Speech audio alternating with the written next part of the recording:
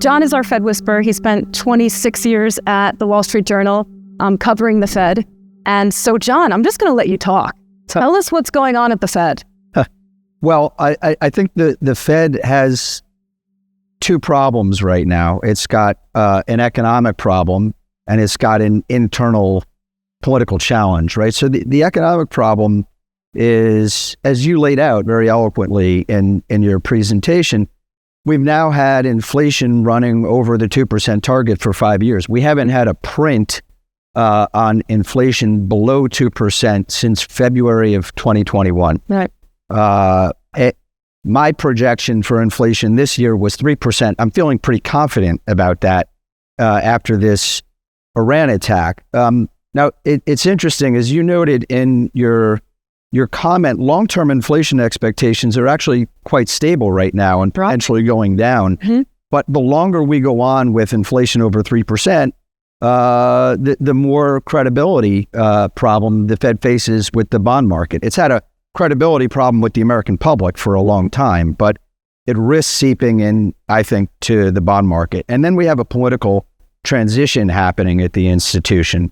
Kevin Warsh is supposed to be, has been nominated to be the next Fed chair. There's a lot of intrigue around whether he actually becomes Fed chair by the June policy meeting. Right. There's a lot underneath that. But Kevin Warsh he spent 15 years in the wilderness at the Fed, from the Fed, criticizing the institution and the people running it.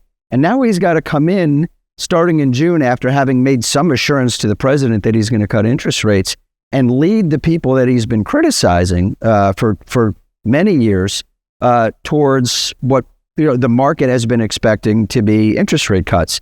And as you noted in your comment, I think that Kevin Warsh, the key word for me for his leadership in the early months is constrained. He has a lot of ideas about what he wants to change at that institution. He's going to be very constrained in his ability to do much with the balance sheet and to do much with interest rates, given the political situation that he faces and also the economic situation. I'll say one last thing about the economic situation. I think the Fed its views about tariffs, I believe, are fundamentally flawed.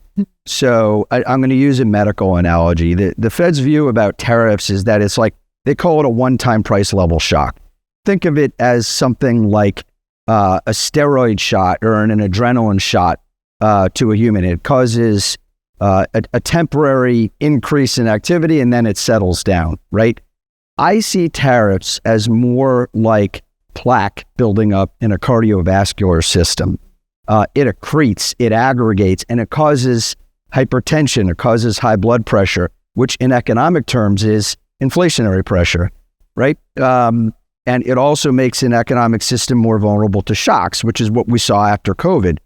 We got an inflation impulse. We're getting inflation impulses now. I happen to think that an oil price shock is similar. So I think there's the one risk that we face with what's happening in Iran right now is that, even if there's some short-term settling of activity down there, this is now another cost and another uncertainty being added into the global trading system, which is like more plaque in the system. It creates more hypertension, which is all a way of saying that the Fed has been expecting inflation to settle down by the second half of the year as these tariff effects wide through the system. I'll be surprised if they get what they expect. Mm-hmm. Let me just follow up, Jon. Remember scenario A, scenario B. Scenario A is that this is a temporary phenomenon, goes away, shocks fade. Scenario 2 is it does not. And right. Oil prices stay and it causes stagflation or potentially recession in the economy and potentially globally. Let's say scenario A plays out. Does the Fed cut this year? I think the Fed's going to have a very hard time cutting this year. I don't think, and we've been saying for a while, I think the odds of them cutting by June are very low, and they've gotten lower. They've tended to do their big moves late in the year, but if we get persistent inflation, and given some of the skepticism I think that Kevin Warsh is going to face, it's going to be tough for them to pull something off this year. One of the risk factors is if the job market turns out to get much weaker than it's been, then they might feel that they need to do it to kind of keep the economy and the job market on stable footing.